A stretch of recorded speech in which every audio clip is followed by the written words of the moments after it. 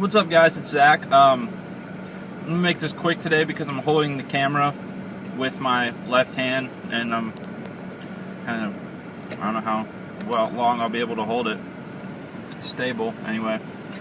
Anyways, I just want to talk about Peter's great testimony of faith in Acts 12. Peter was arrested and sent to prison, and I just want to talk to see if our faith is in line as great as Peter's was, because God literally rescued him from death. One of the many times recorded in Scripture. But so Peter was arrested and thrown into prison. Right? Let's go into Acts 12:5. It said, so Peter was kept in prison, but the church was praying earnestly for him. So that right there tells me that the church and the power of prayer, after you see what happened with this story, and I'm looking at my notes and my Bible, so the power of prayer is just amazing, and I can assure you that Peter was praying as well. Here's the cool thing. Peter is scheduled to be executed the next day. James is already dead by the sword, the scriptures say. So Peter is set to be killed the next day. In reading verse 6, I was just blown away. It says, the night before Herod was to bring him to trial, Peter was sleeping between two soldiers bound with chains. So, we have Peter sentenced to be killed tomorrow, and he's sleeping. How many of us, if we were sentenced to death like tomorrow, would just be sleeping, let alone between two soldiers? I would be scared to death and whatnot, but see, it says so much about Peter's faith and so much about his character that he's sleeping. He knows that it's all in God's hands, it's in God's control, and that God will deliver him one way or the other.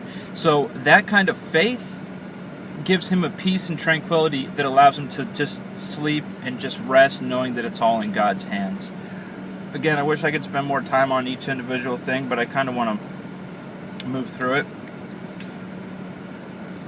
Verse 7, the last half says, an angel came to Peter, suddenly struck him on the side and woke him up. It said, quick, get up, he said, and chains fell off Peter's wrists. You remember that faith and the prayers that the church was praying about for Peter in verse 5? Well, it paid off here. Sorry, I had a peanut in my mouth. It looked kind of funny. But anyways, it paid off because in verse 7, an angel came to him and set Peter free. Now, here's the thing. It says in verse 9 that Peter followed him and he had no idea what was going on. He thought it was a vision. He didn't know it was real life. The Bible tells us that God's work transcends all understanding. So amazing that Peter thought he was in a dream because he's being delivered from death. He's being brought to freedom. And just a grace so amazing that he's been set free. And all of these prayers are paying off. And in verse 11, Peter takes a minute and he realizes God's grace. It says, then Peter came to himself and said, now I know without a doubt the Lord sent his angel and rescued me from Herod's clutches and from everything the Jewish people were anticipating, which was having him killed because they hated him.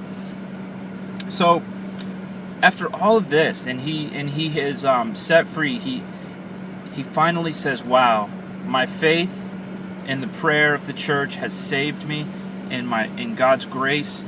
This is just another reason why I choose to put my trust in God, because I was just sleeping, getting ready to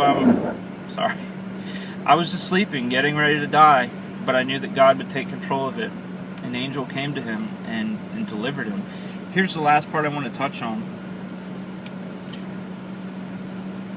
People did not believe that Peter had been taken out. Oh my gosh. Sorry. Peter did not realize, or the others did not realize, they didn't believe that Peter was actually set free and he was actually taken out of prison, that God rescued him. And that just kind of led me to think that God's work is so great and again transcends all understanding that we don't even believe it while it's happening. Miracles can happen in front of our eyes, and sometimes we move at such a fast pace that we don't even see the miracles that are happening in front of us. But the thing is God's grace is so strong that sometimes it's beyond belief. for us and for others, as Peter came to rejoice with the others, and they didn't believe at first that there's any way he could have been set free. And he was. So in my notes, I just put, no matter what we're in the midst of, we can rest assured God will rescue us, because we must have faith, be calm, and confident in His promise. The Bible tells us, actually, Jesus tells us, to be still, that He has overcome the world. Peter has an amazing testimony of trust and faith and courage in Acts 12, and I recommend you read it. Alright, well, I should probably get to work. Peace.